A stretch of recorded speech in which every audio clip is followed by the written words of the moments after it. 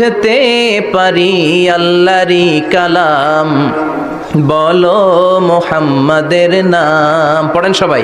তাওহীদেরই মুর্শিদ আমার মুহাম্মাদের নাম, বলো মুহাম্মাদের নাম। আল্লাহর নাম জপলে বুঝতে পারি আল্লাহরই কালাম, বলো মুহাম্মাদের নাম। আল্লাহু আকবার, আল্লাহু আকবার।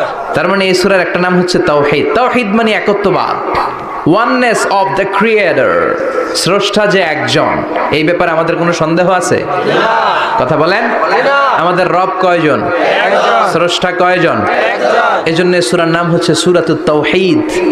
একত্ববাদের ধারণা, আল্লাহ যে একজন, এই কথাটা এই সূরার ভেতরে চমৎকার ভাবে বর্ণনা করেছে কে?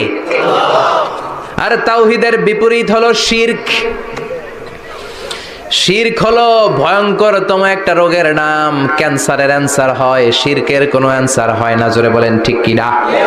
এজন্য আমরা যত ইবাদত করার জন্য নিয়ত করি, আল্লাহ প্রথমে বলেন শিরক করো কিনা আগে সেটা বলো।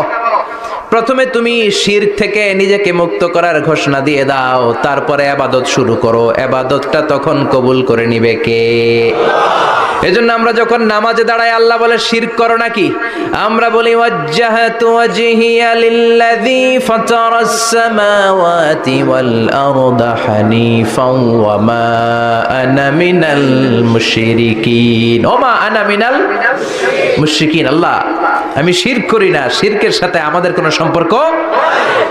আবার যখন ইজার আর রিদা পরে জিল হজ মাসে হজের জন্য আরাফাতের ময়দানে আমরা চলে যাই, আল্লাহ বলেন হজের ঘোষণা পরে দাও, আগে ঘোষণা দাও শিরক করো নাকি? আমরা তখন ঘোষণা দেই লাব্বাইক আল্লাহুম্মা লাব্বাইক। পারেন না? লাব্বাইক আল্লাহুম্মা লাব্বাইক, লাব্বাইক লা শারীকা লাক লাব্বাইক, ইন্নাল হামদা ওয়ান নি'মাতা লাকা ওয়াল মুলক লা শারীকা লাক। পড়েন লাব্বাইক আল্লাহুম্মা লাব্বাইক, লাব্বাইক লা শারীকা লাক লাব্বাইক, ইন্নাল হামদা ওয়ান নি'মাতা লাকা ওয়াল মুলক লা শারীকা লাক। আমরা বলি লা শারীকা লাক, ঠিক কি না? আমরা যখন হজের জন্য দাঁড়াই আল্লাহ বলে হজ পরে করো, আগে বলো শিরক করো নাকি? শিরকের সাথে সম্পর্ক আছে নাকি? আমরা বলি লা শারীকা লাক, আপনার সাথে কোনো ধরনের শরীক আমরা করি না। তার মানে শিরক হচ্ছে ভয়ঙ্কর অপরাধ। সব গুনাহ আল্লাহ মাফ করে দেয়, সব গুনাহ আল্লাহ ক্ষমা করে দেয়, একটা গুনাহ ছাড়া, সেটা হলো শিরকের গুনাহ। সেটা কিসের গুনাহ? কথা বলেন। এজন্য চাই